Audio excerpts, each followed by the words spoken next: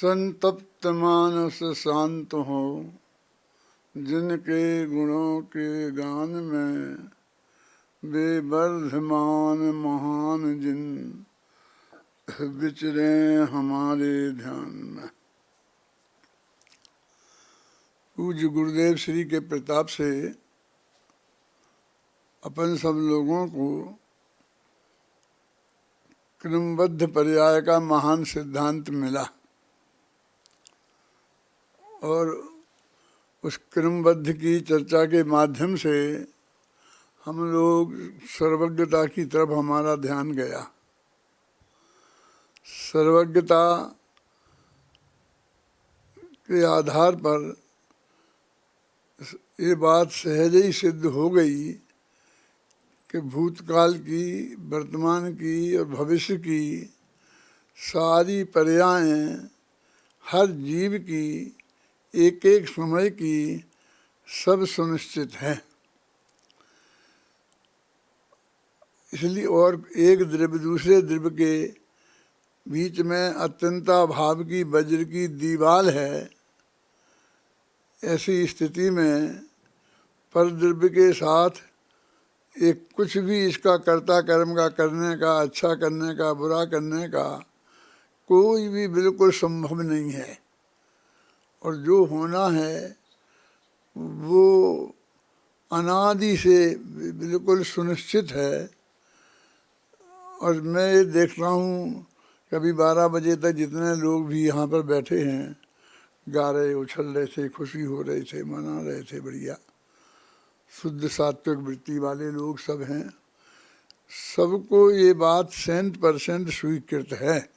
उन्हें तर्क से समझाने की ज़रूरत नहीं है, आगम का प्रमाण बताने की ज़रूरत नहीं है। इतना काम तो हो गया है, समझ लो, पूज्य गुरुदेव श्री के प्रताप से और अपनी सब लोगों की रुचि से। यदि इसके बाद भी राग देश के लिए कहाँ कोई स्थान रह जाता है? कोई हमारा भला कर रहा है, बुरा कर रहा है, इसके लिए कहाँ स्थान रह जा सकता है? फिर भी हमारी जो परिणति में एकदम सहज भाव से ये अकृतित्व तो नहीं दिखाई देता है, रंच मात्र भी, श्रद्धा के लेवल पर भी। तो इन सब हमारी परिणति से हमारा संसार समुद्र का किनारा कितनी दूर है उसका अंदाज लगता है। पर के साथ तो कोई संबंध ही नहीं है। ये वास्तव में हम सबको एक सेकंड भी किसी दूसरे के भले बुरे के संदर्भ में खराब करने की रंच मात्र भी आवश्यकता नहीं है, क्योंकि संभव ही नहीं है ना। फिर क्यों नहीं हमारी जो परिणति पर द्रव्यों से समेट कर अपनी तरफ क्यों नहीं आती है, और अत्यंत सहज भाव से क्यों नहीं आती है? फिर भी हम इतने लंबे लंबे विकल्पों में क्यों उलझ जाते हैं? जब हमारी श्रद्धा बिल्कुल वज्र जैसी ऐसी हो गई है कि रंच मात्र भी कोई परिवर्तन नहीं हो सकता है। मैं एक छोटा सा ही उदाहरण देता हूँ कि हमारी ये जो कहानी आती है कि एक कुत्ता मर रहा था और जम्मू क्या नाम श्री जीवनधर स्वामी ने उसे नमोकार मंत्र सुनाया और वो उसकी वजह से स्वर्ग चला गया। मेरा एक प्रश्न है सभी अपने मुमुक्षु भाइयों से कि यदि वो जीवनधर स्वामी नहीं आ पाते और उसे नमोकार मंत्र नहीं सुनाते तो वो कहाँ जाता? क्या सोचते हैं आप? जहाँ वो अभी गया है वहाँ नहीं जाता, कहीं दूसरी जगह जाता? क्या जीवनधर स्वामी के नमोकार मंत्र सुनाने से उसका जो जहाँ जाना था वो बदल गया है? वो बदल सकता है? अब वो जहाँ सब जीवों की संख्या नक्की है, देवों की, नारकियों की, तेंजों की, जहाँ जहाँ जाना वो सब सुनिश्चित है।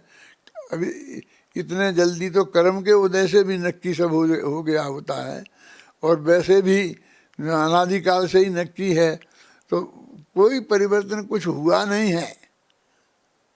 बस हमको तो मान लो नमोकार मंत्र की महिमा बढ़ाना है या कुछ भी, तो हम वो बात कह रहे हैं। फैक्ट तो ये है कि उसे तो अपनी सारी जीवन की परिणति से जहाँ गया है वो वहीं जाना था।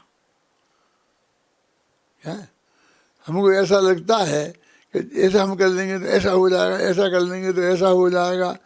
जब हम इसमें से निकल के इस तत्व ज्ञान की श्रेणी में, श्रद्धा में आ गए हैं, भाग्य की बात है। जैसे मान लो हम अभी 86 वर्ष के हो गए और दो चार साल से हमको मान लो एक गहराई से अंदर में बैठा है, हम मर जाते 75 वर्ष की उम्र में ही तो रह जाता हमारा, समझ लीजिए। यद्यपि हम अपने पुराने प्रवचन सुनते हैं, पुरानी किताबें पढ़ते हैं, तो उनमें भी ये सारे बीज हमें विद्यमान देते हैं जो हम अभी मान रहे हैं, जान रहे हैं, कह रहे हैं। वहाँ उस वक्त भी थे, फिर भी जितनी तेजी से, जितनी गंभीरता से होना चाहिए थे, जैसे आज हुए ऐसे होना चाहिए थे, क्यों नहीं हुए? 75 वर्ष के पहले क्यों नहीं हुए, और पहले क्यों नहीं हुए? तो अभी सभी का ये थोड़ी सभी 86 वर्ष के हो जाएंगे। मैं तो कहते सब 100 वर्ष के हो जाएं। मैं किसी की उसमें वो नहीं कर रहा हूँ। मैं तो सिर्फ ये कहना चाहता हूँ कि आपको अगला भव सुधारना है। मैं कह नहीं, क्यों सुधारना तो हो ही नहीं सकता। मैं तो ये कह रहा हूँ, ये पीयूष ध्यान से सुनना, कि हमारी जो ये तत्काल की परिणति है, ये हमारा भविष्य की सूचक है। माने हमें बताती है, करती नहीं है कुछ उसमें, बदलने वाला नहीं है। लेकिन हम कहाँ जाने वाले हैं, हमारा क्या भविष्य है, हम कितने भवों में मुक्ति जाने वाले हैं, कितने काल में मोक्ष में निकलने वाले हैं, हमारा ये संसार समुद्र का किनारा कितनी दूर है, ये स्पष्ट होता है इससे। ये इसका अंदाज इसमें लगता है। तो सभी जीव भी, मैं बैठे बैठे सुन ही रहा था, कुछ यहाँ सुन रहा था, कुछ लेट के अंदर सुन रहा था, वहाँ सुन रहा था। तो वो जिन लोगों ने प्रतिज्ञाएँ ली, उनमें लोग ऐसे भी थे, जैसे वो अखिल है इंदौर वाला जो है ना, डलास वाला, वो कह रहा था कि मैंने मेरी सहजता के संबंध में उसके चिंतन की धारा उसकी इधर मुड़ी है। और भी एक आध लोग जैसे शायद वो भी बाहर ही के थे, वो जो जर्मनी के कोई भाई थे, उनकी धारा मुड़ी है। लेकिन अभी हिंदुस्तान के किसी भी आदमी से ऐसे संकेत मेरे को नहीं मिल रहे हैं कि उसकी जीवन धारा में इस सहजता की वृत्ति एक श्रद्धा के लेवल पर भी स्वीकृत हुई है। ये मैं कोई किसी की निंदा प्रशंसा नहीं कर रहा हूँ। मैं तो सिर्फ आप लोगों के को भी अपनी इस वृत्ति और प्रवृत्ति में बबलू ये ध्यान देना चाहिए कि हमारी जो वर्तमान की परिणति है, ये परिणति हमारे किस भविष्य की सूचक है। सूचक है, करता नहीं। वो करते तो पहले से नक्की है, जहाँ जाना है वैसी ही अंत तक होएगी, हैं? लेकिन क्या हम अंतिम समय के लिए बैठे रहेंगे? और अंत समय का क्या, एक समय में भी तो अंत समय आ सकता है। देह के अंत की बात तो क्या है? अभी क्या बदल गए कि ये जो 10 मिनट में 20 से 21 आ गया, क्या क्या हो गया?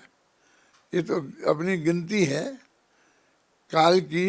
इसमें ऐसा क्या परिवर्तन हो गया? इसमें मैं ऐसा बोलता रहता हूँ कि हिंदुस्तान और पाकिस्तान के बीच में कहीं जाकर के वो सीमा रेखा नहीं खिंची हो तो आप बता सकते हैं कि ये पाकिस्तान है और ये हिंदुस्तान है? ये मिट्टी से पहचान सकते हैं? इस सीमा के से जान सकते हैं? ना, कुछ कोई भेद है ही नहीं। ये राजस्थान है, ये मध्य प्रदेश है, कोई भेद है ही नहीं। ना जैसे क्षेत्र में भेद नहीं है, ऐसा काल में भी नहीं है। वैसे ही का मेरा काल जा रहा है। तो अपनी परिणति की तरफ हमको ध्यान देना चाहिए और उससे हम अपने भविष्य के का निर्णय करना चाहिए। निर्णय करना चाहिए उससे ही आपकी परिणति बहुत सुधरेगी। परिणति में एकदम सहजता आ जाएगी, आपको खुद फीलिंग होगी, खुद अनुभव होगी कि भाई ऐसा इतना प्रसंग आ गया, इतने में तो मुझे बहुत गुस्सा आ जाना चाहिए था, लेकिन नहीं आया। मैं खुद ही इस बात का अनुभव करता हूँ कि जब धन कुमार जी ने मेरे विरुद्ध में 4 किताबें लिख दी थी और 10,000 छपा के बांट दी थी और बहुत ऐसे आरोप भी लगाए थे जिसमें कि जो बिल्कुल सफ़ेद थे उनके उत्तर मेरे पास सब थे, लेकिन मेरे को अंदर से कोई ऐसा भाव ही नहीं आया, रंजमात भी रोष नहीं आया, ज़्यादा विकल्प नहीं आया। तो ये क्यों नहीं आया? तो अपनी परिणति में इस टाइप का सुधार आना चाहिए। जानने का विकल्प अलग बात है, क्योंकि इस भूमिका में जानने का विकल्प तो आ सकता है, लेकिन उससे हम इतने आंदोलित हो जाएं। ये बार बार 2-3 दिन से मैं ये कह रहा हूँ कि सर्वज्ञ भगवान के ज्ञान में सारा लोकालोक झलकता है, लेकिन उनकी जो अनंत सुख अनंत आनंद की है उसमें रंज मात्र भी विघन नहीं आता। वो अनंत आनंद वैसे ही का वैसा बना रहता। यदि इस जगत की परिणति को देखकर उनका आनंद में भग्न आने लग जाए तो सर्वज्ञता उनके लिए संकट हो जाए। अब ये अवसरपणी काल है, तो धीरे धीरे तनुज्जति तो होनी ही है।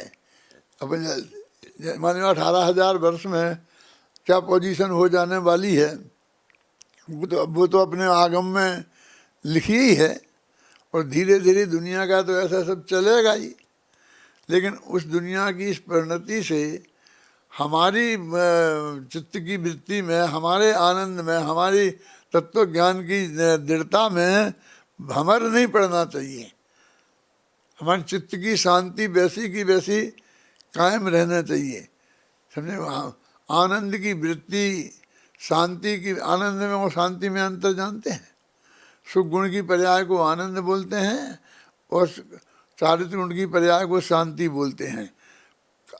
25 कषाय का नाम अशांति है और 25 कषायों के नहीं होने का नाम शांति है, और सुख गुण की निर्मलता का नाम आनंद है। तो हमारी शांति में और हमारे सुख में कोई तरंग खड़ी नहीं होनी चाहिए, कम से कम होना चाहिए। हमारी उस वृत्ति से ये मालूम पड़ेगा कि हमारे संसार समुद्र का किनारा अभी कितनी दूर है। देखो, कोई ऊंचे स्वर्ग में चले जाना कोई बहुत बड़ी उपलब्धि नहीं है। जितने ऊपर जाओगे उतने अधिक सागरों तक भी संसार में रहना पड़ेगा, बहुत दिनों तक। अपने को तो भव का अभाव अपना इष्ट है ना। अभी इन छोटी छोटी बातों में, यहाँ वहाँ की सब बातों में, वो तो कोई एक समस्या आई हुई है योगेश जी वाली, तो उसको जो निपटना चाहिए, निपटने का विकल्प आता है तो अच्छी बात है। और वो जो लोग कर रहे हैं वो अच्छा काम कर रहे हैं, मैं उनकी कोई आलोचना नहीं कर रहा हूँ, है ना। लेकिन फिर भी हमारी वृत्ति को अभी हम सब और वो खुद योगेश जी भी क्या अपने इस मनुष्य भव को इन व्यर्थ के विकल्पों में उलझा सकते हैं? हमारे चित्त में भी हमारी शांति बहुत मजबूती से उत्पन्न रहना चाहिए, कायम रहना चाहिए, कोई फर्क नहीं चाहिए। ये सब जो भी जगत का परिणमन हो रहा है वो हमारे सहज ज्ञान का ज्ञेय बन जाना जाए, और बड़ी सहजता से हम उसे स्वीकार, हमारे चित्त को स्वीकृत माने क्या? हम स्वीकार करने वाले होते कौन है? हम कोई ऑफिसर हैं? हमारे हाथ में है क्या कि हमने स्वीकार कर लिया कि जब जिसका जो होना है वो होने दो? ये स्वीकार करने वाले हम तो, मतलब ये ऐसा है हमारे ज्ञान में आ गया है तो उससे हम आंदोलित नहीं हुए, इसी का नाम स्वीकृति है। हमारे पास किसी ने एप्लीकेशन नहीं लगाई है कि हम उसे स्वीकार कर लें। ये ठीक हो, ये ठीक नहीं, ये ठीक, हर चीज में ये निर्णय करना ठीक और ठीक क्या होता है? सब जो हो रहा है बिल्कुल सहज है। सहजता की वृत्ति आनी चाहिए। हम इधर आज के दिन में 10 दिन तक अभी शिक्षक विधान चला, और शिक्षक विधान में भी बहुत मार्मिक छंद हैं और मार्मिक भाव है, और मैंने 10 दिन से तक सहजता की रट लगाई है 8 दिनों में। तो सहजता की वृत्ति के प्रति भी तो हमारे चित्त में आकर्षण और श्रद्धा की भाव पैदा होना चाहिए। एक अखिलेश के हृदय में क्यों हुआ? वो कितने लेवल पे हुआ, क्या हुआ, मैं नहीं कह सकता हूँ, लेकिन सबके लेवल में आना चाहिए। और चित्त की जो आकुलता है वो गारंटी से आकुलता और अशांति कम होगी यदि सहजता की वृत्ति जगेगी। सहज हमारे चित्त को जगत का जो परिणमन है, ऐसा अच्छा ही होगा, अच्छा ही होगा, ऐसे जबरदस्ती अच्छा ही होगा, अच्छा ही होगा कैसे होगा, और बुरा ही होगा, बुरा ही होगा, इससे करने से क्या मतलब? ये तो अवसर काल है, तो सबके हिसाब से तो क्रमशः नीचे ही नीचे जाएगा, लेकिन उससे हमारा कोई लेना देना नहीं है। उसके बीच में बहुत जीव मोक्ष भी जाएंगे। माने सब जीवों की वृत्ति थोड़ी होगी, माने सब और जीवों की परिणति ऊपर जाने की भी होगी है? इसलिए मैं ये कहता हूँ,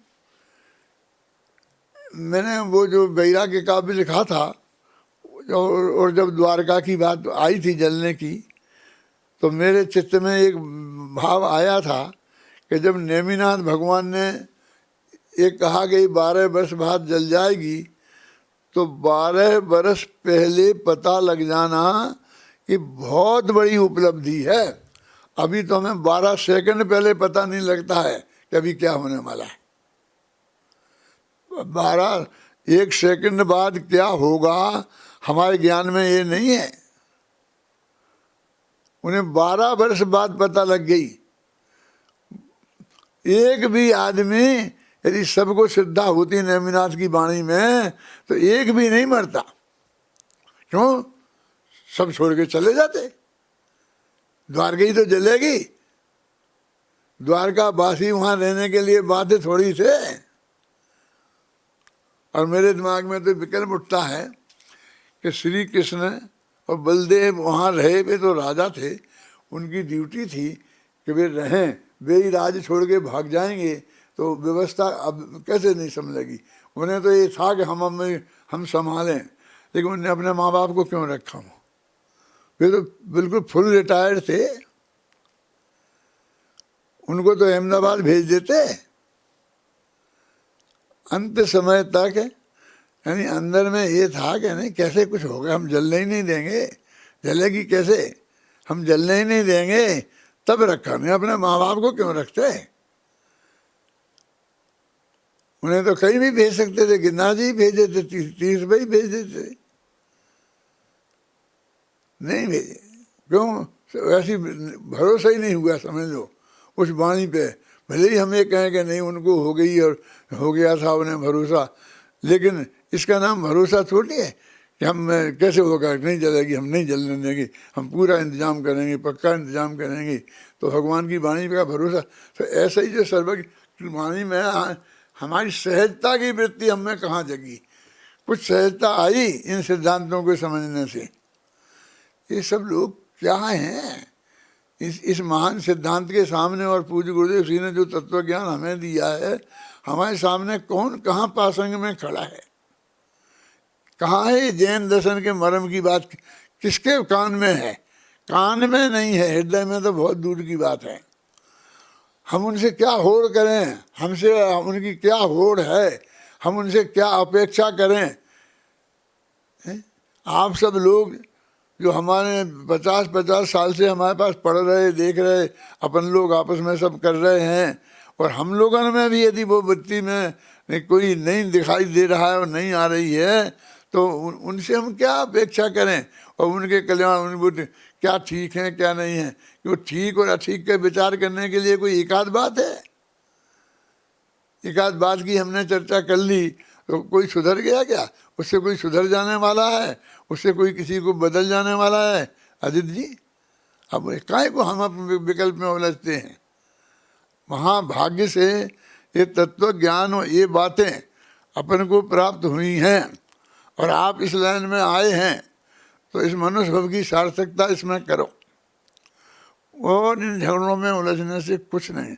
जो भी अपनी ड्यूटी आप कर रहे हैं, उस ड्यूटी को आप पूरी नहीं करें, इसके लिए मैं कुछ नहीं कह रहा हूँ। हमारी वृत्ति में ये अंतर आना चाहिए, सहजता आना चाहिए। कसाई के लिए कोई स्थान नहीं है। क्या राग करने लायक है, क्या है देश करने लायक, कौन राग करने लायक है, कौन देश करने लायक है। और मैं ये कहता हूँ कि ये दोनों भव की जो कहानियाँ आती हैं, भविष्य की और यहाँ वहाँ की, इनमें कोई ज़्यादा दम नहीं है।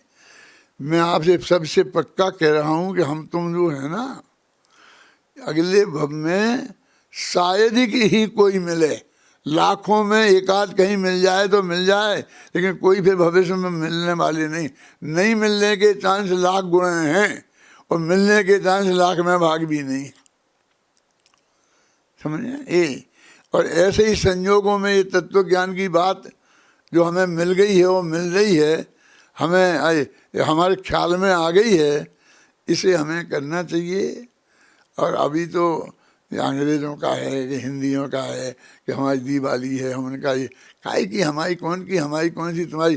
कल तुम मर के अंग्रेज़ हो गए तो कल तुम मर के पाकिस्तान में पैदा हो सकते हो, क्यों है? कल क्या क्या हो सकता है। अभी ऐसी परिस्थिति में जो हमें जान रहे हैं, और फिर इसमें ये हमारा नहीं तुम्हारा नहीं, तो इसलिए ये खूब मनाओ, इसके लिए नहीं कह रहा हूँ मैं। लेकिन मैं कहता हूँ क्या बदला है, क्या बदलना है। चैत्र में क्या बदल जाएगा, अभी क्या बदला है, सावन में क्या बदल जाएगा, क्या मैंने हमें यहाँ से खिसक के यहाँ जाना था। जो हमको बिल्कुल अंदर में जाना है, इन सबसे अपनी वृत्ति को हटाना है, हम उसकी बात ही नहीं करते हैं। ये तो बात सब सांप्रदायिक ही हुई ना। फिर हम उस संप्रदाय से हट जाएं, इसमें से हट जाएं, इस देश में से हट जाएं, हम हिंदू हो जाएं कि हम मुसलमान हो जाएं कि हम यहाँ के हो जाएं।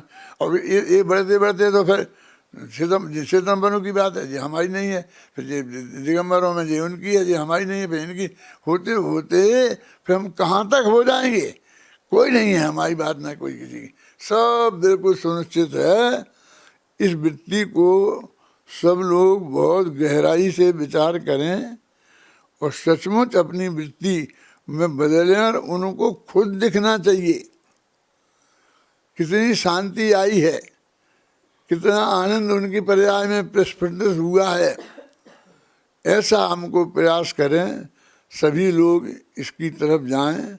मेरे को क्या बोला कि क्या करना था मुझे, मैं क्या करूँगा। आखिरी वचन आज नहीं कुछ है।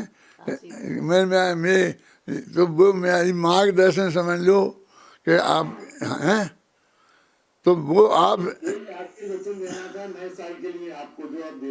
हाँ आशीर्वचन नहीं देना मुझे। मेरे आशीर्वाद से क्या होता है। मैं कह आप खुश रहो, बहुत बढ़िया हो, इससे कुछ होने वाला नहीं है। हम मार्गदर्शन दें। हाँ बस मैं मार्गदर्शन की बात है कि मैं ये कह रहा हूँ कि आप बिल्कुल एक दफ़े इस तत्व ज्ञान को बहुत गहराई से लिखो। मैं जो लिख रहा हूँ, बोल रहा हूँ, ये पागलपन में नहीं बोल रहा हूँ, बहुत अत्यंत होश में बोल रहा हूँ। समझ में आया ना? इसलिए आप उसे बहुत गंभीरता से ग्रहण करें। और आपके संसार समुद्र का किनारा नज़दीक आया होगा तो आप गारंटी से ग्रहण करेंगे, ऐसा मेरा पक्का भरोसा है। आप सभी लोग जल्दी से जल्दी इस सहजता को स्वीकार करें। इस मंगल भावना के साथ में अपनी बात समाप्त करता हूँ।